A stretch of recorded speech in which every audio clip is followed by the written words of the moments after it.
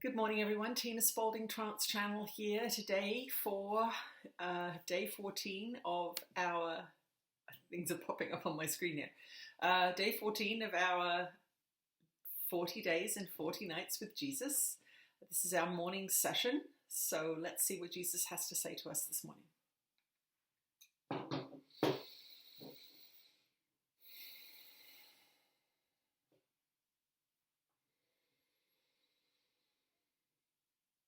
You are blessed beings indeed. I am that one that you know as Jesus. And as you pass through some of these barriers that are coming up for you, what's going to happen is that you are going to realize that there are more barriers than you thought.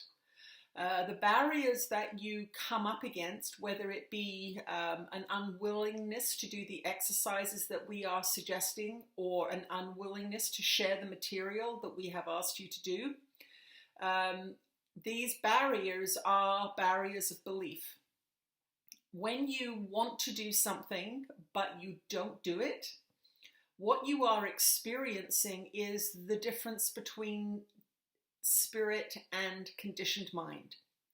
When you are feeling desire for something, let us say you'd like to go on a walk, but it's raining and you don't go, what you are experiencing in that simple event is spirit moving you. I'd like to go for a walk. There's a feeling I have, I'd like to go for a walk. And then the conditioned teaching, we don't walk in the rain, your hair will get messy, you'll get cold. That's not what we're going to do. And in that microcosm, you are seeing and feeling all you need to understand about how to choose freely with spirit.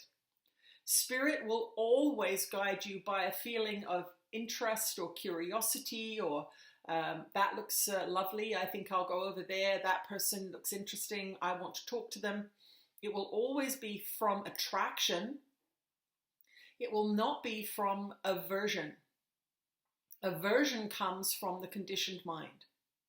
So when you are experiencing your day, what we want you to understand is that spirit always speaks to you through this positivity. It is going to feel as if you want to do something. It is going to feel attractive to do something. You are interested in that conversation or that person or that activity.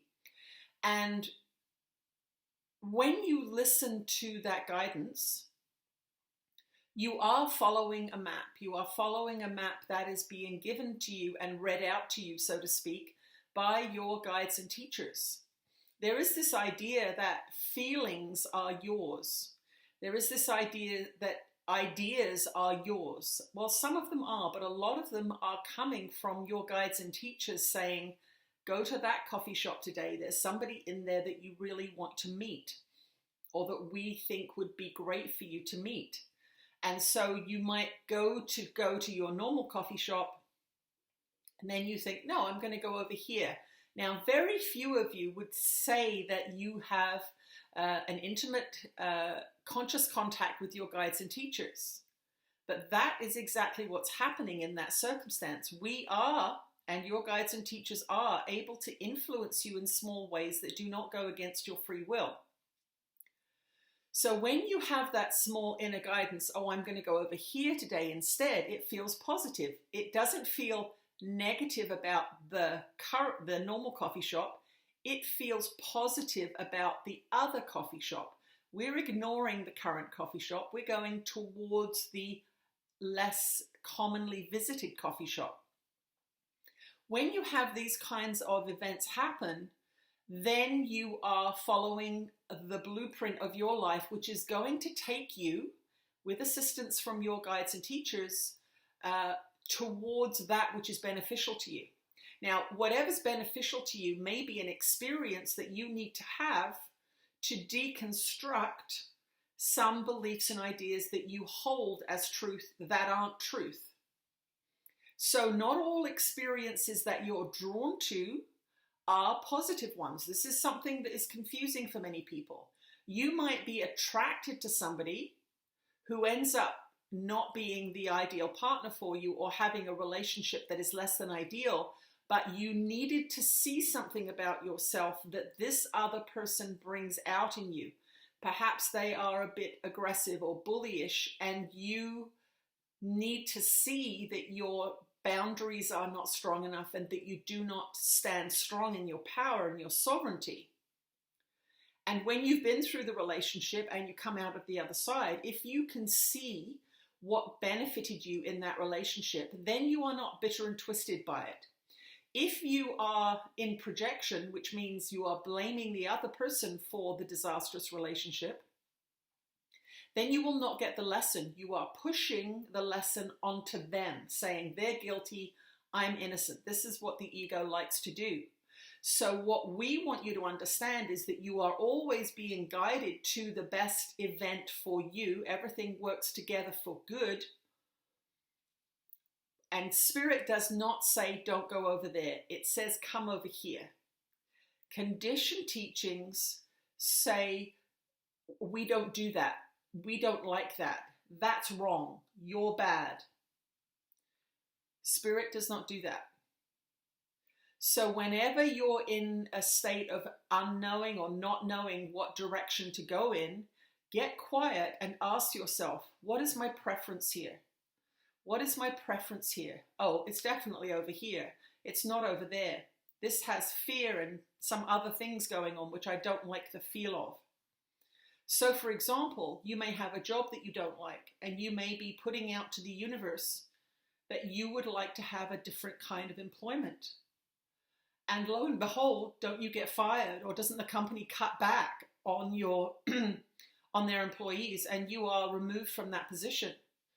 If you're in the ego mind, you will say, this is terrible. I've lost my job. I've lost my paycheck. I don't know what I'm going to do. This is frightening, because the ego is all about survival.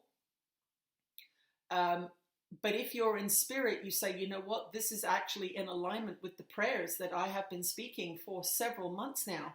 I want out of here. And so you come out of that same experience as the ego-driven person, curious, open, looking for new opportunities. The fearful, ego-driven person is shut down, terrified, might take another job they don't like because they're in fear. So today we want you to feel your way through these simple choices. How do you decide what to do each day? Which voice are you listening to? If you listen to Spirit, you will be relaxed, open, curious, adventurous perhaps. Perhaps it'll be an ordinary day and not much will happen, but you are still making multiple decisions. Make sure they are conscious and that you are aware of the frequency of those decisions. Don't make decisions from a place of fear or limitation. Make them from a place of openness and curiosity. I am that one that you know is Jesus, and I will speak to you again later. All right. Thank you for joining me this morning. I will see you later. Bye.